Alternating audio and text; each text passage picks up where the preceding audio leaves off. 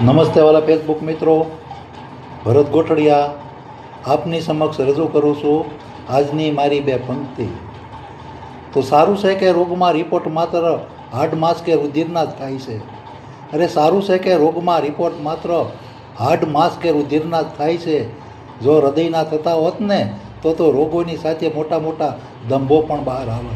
અરે રોગોની સાથે મોટા મોટા દંભો પણ બહાર આવે. તો વાલા કહેવાનું તાત્પર્ય કે આપણે રોગમાં રિપોર્ટ કરાવવા જઈએ ને ત્યારે માત્ર લોહી, રુધિર, હાડમાંસ આવું બધું તપાસતા હોય છે ને એનો રિપોર્ટ કરી અને ભાઈ તમને આ રોગ છે કે એવું કહેતા હોય.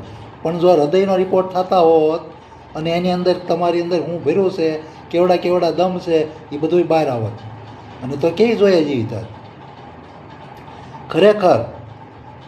ત્યારે જો આ રિપોર્ટમાં આ બધો દમ બહાર આવતો હોત ને તો આપણે મોટા ભાગના 90% લોકોને તો બહાર નીકળ્યા જેવું ન રહે.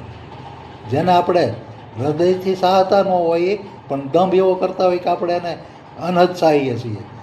ભગવાનની પાસે સ્વાર્થ વગરના જાતા ન હોય પણ મોટો દંભ એવો કરીએ છીએ કે જાણે આપણે ભગવાનના એક ભગવાન સાટું તો મરી જવા તૈયાર હોય એવો દંભ.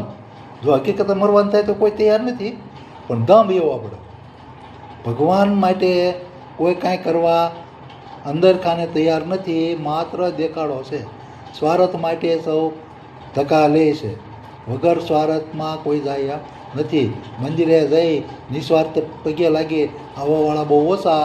બાકી જ્યાં જઈ તમારે કોઈ મકાન માગે, કોઈ સંપત્તિ માગે, કોઈ સંતાન માગે તો કોઈ સંતાનના સંબંધો માગે.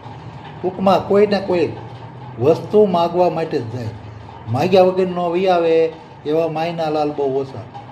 તો આમ આપણે બધા મોટા મોટા દંભ લઈને બેઠા છે અને આ દંભ જો બહાર પડી જાત ને તો ખરેખર જીવવાની મજા ન આવત.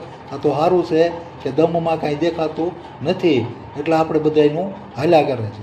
વાસ્તવમાં જો આ રિપોર્ટમાં બધું આવી જાય એમ દમ પણ આવી જતો હોત ને તો જોયા જેવી થાય. તો મારી આ વાત તમને ગમી હોય તો શેર કરજો, લાઈક કરજો અને આ વાલા કોમેન્ટ પણ કરજો. ફોલો કરવાનું ભૂલતા નહીં.